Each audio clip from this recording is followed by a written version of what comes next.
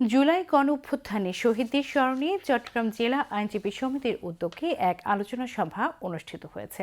বিকেলে নগরের কোর্ট হিলে আইনজীবী ভবন মিলনায়তনে অনুষ্ঠানে প্রধান অতিথি ছিলেন ভূমি ও পার্বত্য চট্টগ্রাম বিষয়ক প্রতিমন্ত্রী ব্যারিস্টার মীর মোহাম্মদ হেলাল উদ্দিন।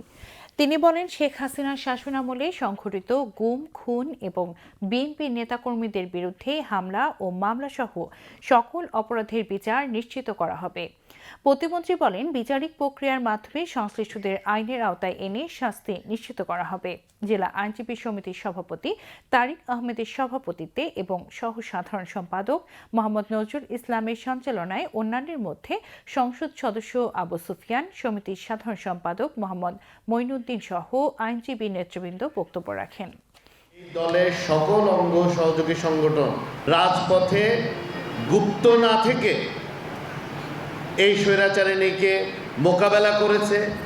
হত্যা, গুম, নির্যাতন, কারা নির্যাতন সহ হামলা মামলা সহ্য করেও গণতন্ত্র পুনরুদ্ধারের আন্দোলনে মাঠে ছিল।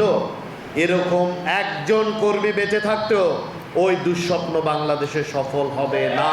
গত 17 বছরে, অর্থাৎ ইন্টারিমের আগের 17 বছরে সহ এই 5ই আগস্ট 2024 পর্যন্ত যতগুলো হত্যাযজ্ঞ সংগঠিত হয়েছে, যতগুলো গুম খুন সংগঠিত হয়েছে, সকল অপরাধের সাজা তার ভোগ করতেই হবে এবং এই সাজা বাংলাদেশিদের সামনে ইনশাআল্লাহ ইনশাআল্লাহ ইনশাআল্লাহ এই বাংলাদেশের সামনেই হবে।